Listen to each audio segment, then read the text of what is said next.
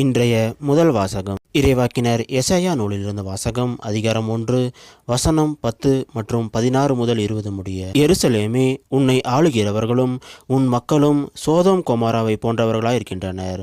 நம் ஆண்டவரின் அறிவுரையை கேளுங்கள், அவர் தம் கட்டளைக்கு செவிசாயுங்கள். உங்களை கழுவி தூய்மைப்படுத்துங்கள், உங்கள் தீச்செயலை என் திருமுன்னின்று அகற்றுங்கள்.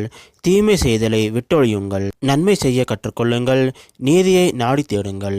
ஒடுக்கப்பட்டோருக்கு உதவி செய்யுங்கள், திக்கற்றோருக்கு நீதி வழங்குங்கள், கைம்பெண்ணுக்காக வழக்காடுங்கள். வாருங்கள், இப்பொழுது நாம் வழக்காடுவோம் என்கிறார் ஆண்டவர்.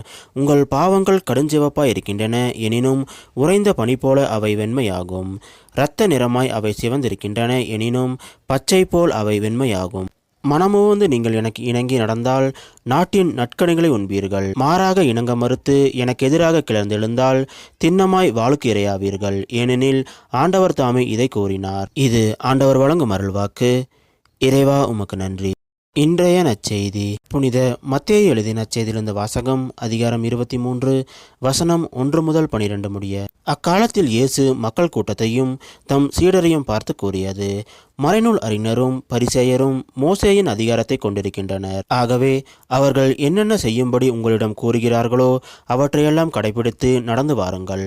ஆனால் அவர்கள் செய்வதைப் போல நீங்களும் செய்யாதீர்கள். ஏனெனில் அவர்கள் சொல்வார்கள், செயலில் காட்ட மாட்டார்கள். சுமதற்கரிய பழுவான சுமைகளை கட்டி மக்களின் தோளில் அவர்கள் வைக்கிறார்கள். ஆனால் அவர்கள் தங்கள் விரலால் தொட்டு அசைக்க கூட முன்வர மாட்டார்கள். தாங்கள் செய்வதெல்லாம் மக்கள் பார்க்க வேண்டும் என்றே அவர்கள் செய்கிறார்கள். தங்கள் மறைநூல் வாசக பட்டைகளை அகலமாக்குகிறார்கள், அங்கியின் குஞ்சங்களை பெரிதாக்குகிறார்கள். விருந்துகளில் முதன்மையான இடங்களையும் தொழுகை கூடங்களில் முதன்மையான இருக்கைகளையும் விரும்புகின்றார்கள். சந்தை வெளிகளில் மக்கள் தங்களுக்கு வணக்கம் செலுத்துவதையும் ரபி என அழைப்பதையும் விரும்புகின்றார்கள். ஆனால் நீங்கள் ரபி என அழைக்கப்பட வேண்டாம், ஏனெனில் உங்களுக்கு போதகர் ஒருவரே. நீங்கள் யாவரும் சகோதர சகோதரிகள். இம்மண்ணுலகில் உள்ள எவரையும் தந்தை என நீங்கள் அழைக்க வேண்டாம், ஏனெனில் உங்கள் தந்தை ஒருவரே, அவர் விண்ணகத்தில் இருக்கிறார். நீங்கள் ஆசிரியர் எனவும் அழைக்கப்பட வேண்டாம், ஏனெனில் கிறிஸ்து ஒருவரே உங்கள் ஆசிரியர். உங்களுள் பெரியவர் உங்களுக்கு தொண்டராக இருக்க வேண்டும். தம்மைத்தாமே உயர்த்துகிறவர் எவரும் தாழ்த்த பெறுவர், தம்மைத்தாமே தாழ்த்துகிறவர் எவரும் உயர்த்த பெறுவர். இது கிறிஸ்து வழங்கும் நற்செய்தி. கிறிஸ்துவே, உமக்கு புகழ்.